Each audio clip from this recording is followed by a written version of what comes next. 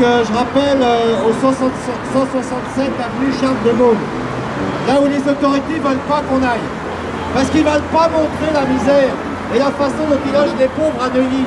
Ils les ont mis derrière les façades, ils les ont plantés derrière les façades.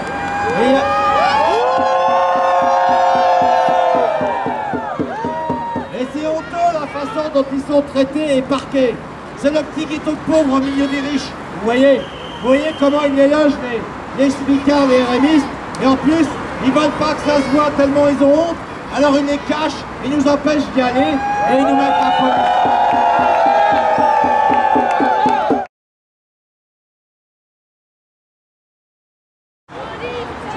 Alors viens, on va aller voir. Ouais. Attention! Mais l'entrée, ouais. On nous faut pas des images un peu. Non, mais bon, moi j'ai bien pas. Tu vois, c'est l'entrée qui est là-bas. D'accord, c'est là où il y a des policiers, tu vois. Bon, et c'est juste pour faire quelques images là, de 3 personnes. Gattolin, sénateur des Hauts-de-Seine. J'accompagne juste ces 2 personnes. On fait des images du bâtiment. D'accord, merci. Ok.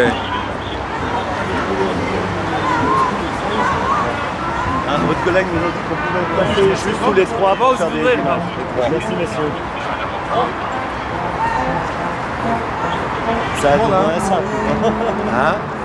Bon donc là, alors là, le théâtre de Neuilly, qui est situé là sur l'axe historique, là, enfin, ou l'axe de Paris, Paris La Défense, et donc l'axe, on va dire, aristocratique. D'accord. Et donc, qui vont couvrir là. D'accord. Avec l'argent sans doute de la RATP, c'est-à-dire du petit peuple qui paye sa carte orange tous les mois. De strip.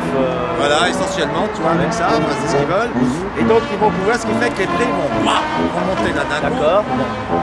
Donc, on peut pas se lancer. Ici,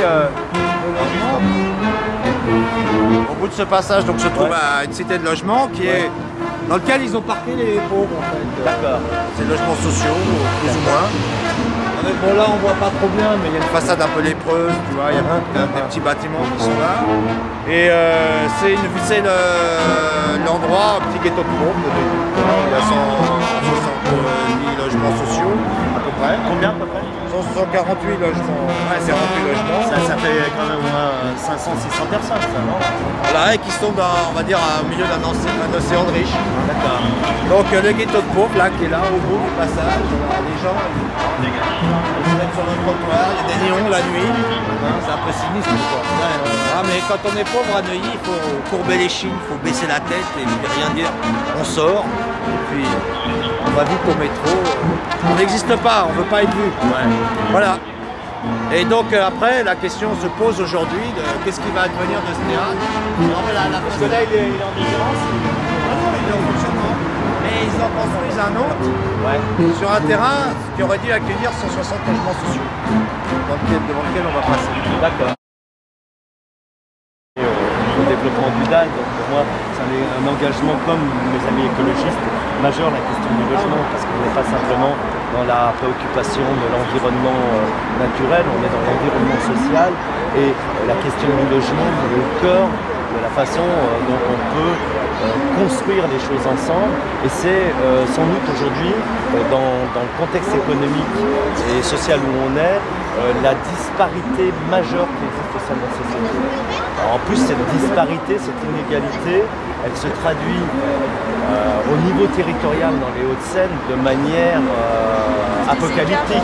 Je crois que ça doit être le département ou un des 3 ou 4 départements en France où la disparité intercommunale dans les situations du logement entre les municipalités du Nord, si on prend Gennevilliers, Asnières, certaines villes qui ont 60% de logement social, et puis d'autres villes particulièrement riches et aisées qui sont à 3-4% de logement social, on est dans, sans parler des prix de base du logement, on est dans une inégalité qui est totalement insupportable parce qu'elle contribue à créer des ghettos sociaux, des ghettos populaires fermés, sans emploi, avec une souffrance sociale incroyable, et puis des ghettos de riches où on ne peut pas, à la limite, même dans une ville comme Neuilly aujourd'hui, si on voulait avoir un plan très actif de création de logement social, le prix du foncier à la base, le prix du marché foncier est tellement élevé que ça serait une gageure de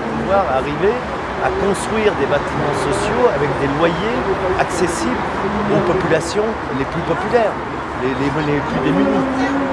Et donc, c'est tout, derrière ça, c'est toute la mise, je dirais, en spéculation dans notre société qui s'est développée, notamment autour du logement, parce que quand on regarde la dernière crise qu'on vient de subir, celle des subprimes et la crise financière de 2008, elle est liée à quoi? Elle est liée principalement à une spéculation sur le logement et sur le foncier.